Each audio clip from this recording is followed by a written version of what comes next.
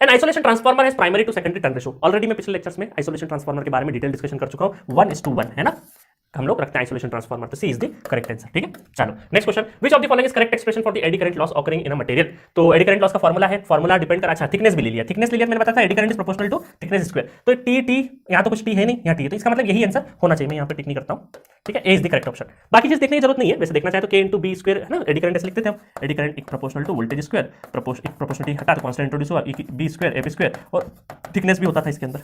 ठीक है, चलो question number next, which of the following is the correct expression for hysteresis loss occurring in a material. Hysteresis का पूछा है अब आपसे, तो हिस्टेरिसिस देखो कैसा होता था, ये होता था बी एक्स एक्स की जगह 1.6 लिख दे अगर मैक्सिमम, और एफ फिर ये हटेगा कांस्टेंट इंट्रोड्यूस होगा बी 1.6 इंटू एफ, और वॉल्यूम आ जाता था, है ना। वहां एडी करंट में क्या आता था, एडी करंट में थिकनेस स्क्वायर आता था, यहाँ पे वॉल्यूम आ जाता है, तो आंसर क्या हो जाएगा 1.6 F B eta, C is the correct answer, C is the correct answer. Next question देखिए, transformer oil is used as a insulator coolant, both insulator insulation लिखना था इनको यहाँ पे, ठीक है कोई बात नहीं, मतलब इनका वही होगा, both insulation and coolant. Transformer oil के दो पर्पस होते हैं, कूल रखने के लिए और दूसरा क्या है, इंसुलेशन प्रोवाइड करने के लिए। ठीक है, तो C is the correct answer, C is the correct answer. Next है, in case of core type transformer which type of winding is done near to the core. भाई नियर टू द कोर कौन सा winding होता है, LV type, क्योंकि insulation हमें बचाना है, तो A is the correct answer. ठीक है, चलो, the use of higher flux density in transformer design.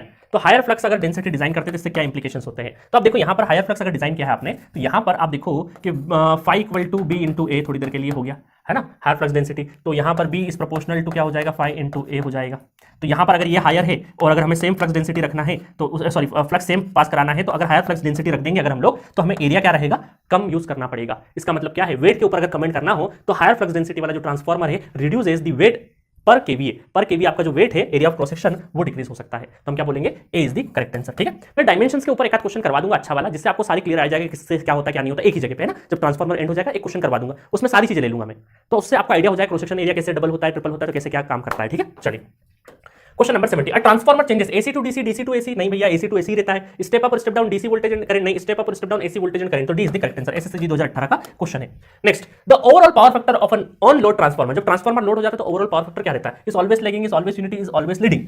इन तीनों पे हम कमेंट नहीं कर सकते, क्योंकि पावर फैक्टर प्योरली डिपेंड करता है ट्रांसफार्मर का कि लोड का पावर फैक्टर क्या है, जैसा लोड बोलेगा उसके हिसाब से वो करेगा, तो depends on the power factor of the load, तो A is the correct answer, A is the correct answer. और एट दिस नोट 71 क्वेश्चन हम लोगों ने डन कर दिए, और बहुत मजा आएगा, सारे के सारे क्वेश्चन आपने ऑलमोस्ट 80% में उम्मीद करता हूं सारे क्वेश्चन आपने कर दिए होंगे, क्योंकि आपने थ्योरी बहुत अच्छे से सीखी है।